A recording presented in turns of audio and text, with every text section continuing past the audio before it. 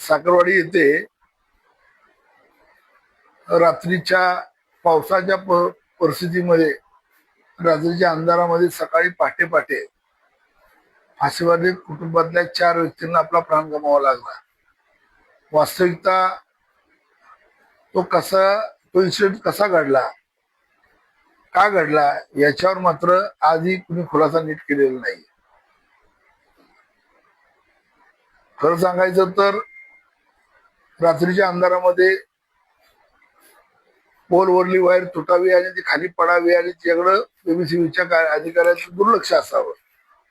त्याच खांबावरून टीव्हीच्या केबल्स म्हणजे अनेक व्यवसाय करणाऱ्या लोकांनी आपापल्या केबल्स नेलेल्या होत्या आणि याकडे एमएससीबीने केलेलं दुर्लक्ष, त्या दुर्लक्षातून झालेला हा अपघात आहे.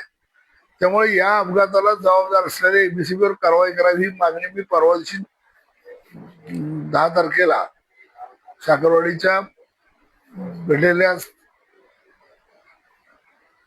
लोकांच्या घरी जाऊन त्यांना भेटून आपण ही मागणी केली होती. मात्र या मागणीवर आजही कुणी व्यवस्थित कारवाई केली नाही. हे देशातलं दुर्दैव आहे.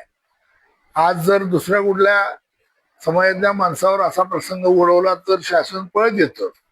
पण हे फाशीबाजी मंडळी सातत्याने गावाबाहेर राहणारी, आयुष्यभर कष्ट करून खाणारी आणि त्याबरोबर ह्यांना कोणी वाली नसणारी मंडळी आहेत आणि त्यामुळे एमएससीबीच्या अधिकाऱ्यापासून सगळ्यांनी त्यांच्याकडे दुर्लक्ष केलेलं आहे.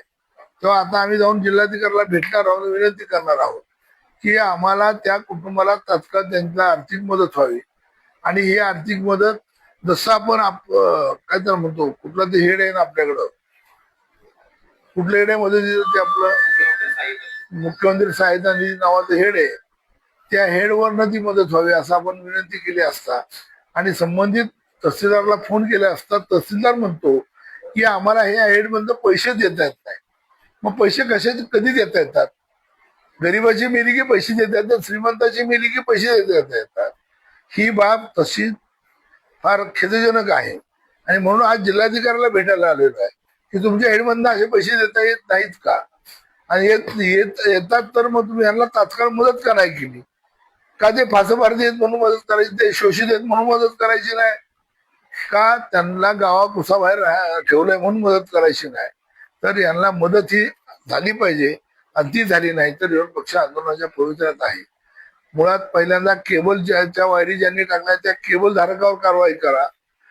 ज्या अधिकाऱ्यानं हलगर्जीपणा दाखवल्यामुळे ती केबल तुटली आणि त्या तुटलेल्या केबलमध्ये अपघात झाला, त्यामुळे संबंधित एमएससीबीच्या अधिकाऱ्यावर मनुष्यवधाचे गुन्हे दाखल करावे. यासाठी आज आपण जिल्हाधिकाऱ्याला भेटणार आहोत आणि यावर जिल्हाधिकाऱ्याला जाब विचारणार आहोत.